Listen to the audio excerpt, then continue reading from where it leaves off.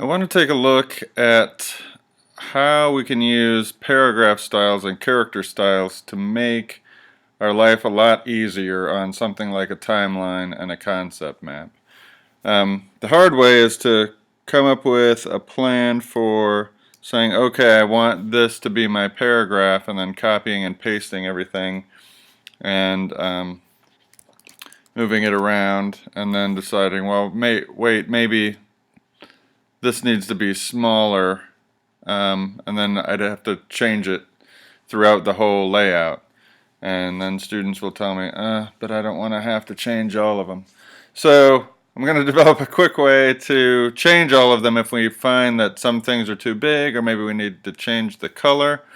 So I've got here a sample of, these are 10 logical fallacies, ways that we fool ourselves in arguments. And I've got one that's kind of formatted the way that I'd like to see it. It's not quite there yet. One thing that you can see in Illustrator or in InDesign with the type tools are invisible characters. So if I go to Type, Show Hidden Characters, I can see that this paragraph means it's a hard return. This is a hard return. The number is just the end of that block of text. And I can also see that there's a double space here. So show invisible characters is a quick way to tell, ooh, there is an extra space there and I need to get rid of it. There's also a difference between a hard return, which is that character, I just hit return, and a soft return, which is when I hit shift return. And that can be kind of important. So this is just a soft return here. That comes into play when I do things like this. In my, I've got my character styles and my paragraph styles and my character and paragraph windows open.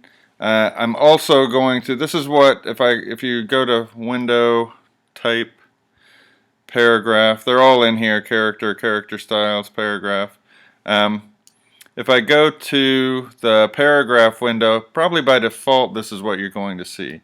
But I want to show options in every single case. And one of the options that comes up when I show the options are these two things down here, the space before and space after. And because I have three different types of information here, I've got a title and a definition and a caption that's a kind of a demonstration of the concept. I want after the title to input some space afterwards to help break that apart. So I'm going to put 10 points after this title. If I hit return, it's going to put 10 points after that first line. So that's the purpose of a soft return. I hit shift return and it remembers that, okay, I've got 30-point character with 33 leading. It's going to remember that spacing and then add 10 points at the end of that paragraph. Same thing if I select, and to select any of these, I'm really just clicking anywhere within that paragraph. I don't have to highlight the whole thing. My cursor just shows up inside that body of text. So if I go to paragraph here, space after, 10, and that's starting to look more like I'd like it. There's also, I've also put in, just for the heck of it, so here's what I've got. My paragraph is Iowan old style. No relation. I know I'm from Iowa, but I just kind of like the typeface. So 14 point over 18, so that's the whole paragraph. And then this, in parentheses, is the same font, but it's smaller, and it's set to small caps so that it can be an exception to the rule. And then down here I've got a caption, also Iowan old style, also 14, but it's bold italic. So I want to look now at the paragraph styles. I'm going to select inside my title, and in the paragraph styles window, go to new paragraph style. I'm just going to call it header 1 because I might have several styles here. I'm going to click inside the body paragraph, new paragraph style, body 1, and again, new paragraph style, caption 1. Okay, so now, now I can zoom out and select any of these headlines and boom, header 1, body 1, caption 1.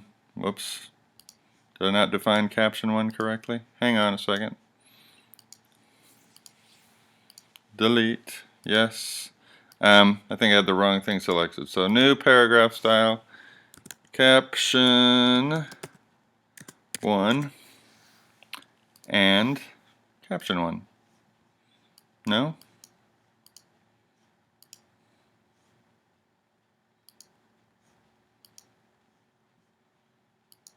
There we go. Okay, so caption 1. So, header 1, body 1, caption 1. I can get a head start on all of this, on some of these, just by selecting all of these text blocks and saying body. Boom. So that gets me halfway there, and then all I've got left is header, header, header, header. I said header, header, header, header, header. All right, and almost there. Caption, caption, caption, caption, caption. Now, the real power, and I'm just going to hide the, to hide the invisible objects, it's actually Command Option I. So Command Option I for invisible. Those can go away. But now I've got my captions set up so that they're uniform, and I might need to hit soft returns on all of these to get it so that they all have a 2-line intro. Just kind of how the format of this particular text information lends itself to working. Each of these needs a 2-line header so they look uniform. So now I've got all these things and I can arrange them, and if I decide after the fact I've got nothing selected, I can come to this caption and go, you know what, that caption looks a little big to me, so I'm going to double click in the paragraph styles on the basic character formats and say let's bring that down to about 12 point, and every single one of my captions, you can see it happening live, is changing in live time. So by setting up a style, it allows you to change and update the design of your overall composition by only having to do it once instead of having to apply it to every single instance. So there's my update to the caption. I can also come to the header, double click, and say, well, maybe that header should be a different color. So I can change the color of every single instance of that particular paragraph style that I've created. Pretty powerful, pretty useful. Looks like I've missed a couple things here.